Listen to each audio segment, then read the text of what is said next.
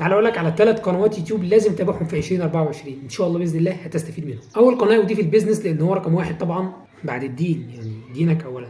قناه جويش من امثله الشخصيات الناجحه وابرزهم في الوطن العربي جدا، ان هو من مؤسسين منصه اي سكول لتعليم البرمجه، ومن ابرز الشخصيات الناجحه والمؤثره في مجال البيزنس. فانت لو تابعته حقيقي يعني عن تجربه شخصيه بيدي نصايح مفيده جدا جدا في مجال البيزنس. تاني قناه معانا بودكاست 8. القناه دي بتنزل بودكاستات مختلفه جدا في مختلف المجالات. هي البودكاست من اجمل الحاجات اللي اتعملت في مؤخرا، يعني لان هي قدرت تغني شباب كتير جدا عن الاغاني وسماع الاغاني. ما اعتقدش يعني ان في الوقت اللي احنا فيه ده لسه في حد بيسمع اغاني. ثالث قناه معانا ودي بقى خاصه بشباب الجامعات لو انت في الجامعه او في المدرسه، وهي قناه دروس اونلاين.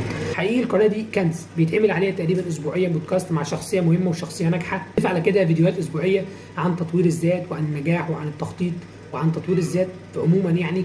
فان شاء الله باذن الله اكيد هتفيدك في مجال تطوير الذات. ما تنساش الفولو واللايك والشير.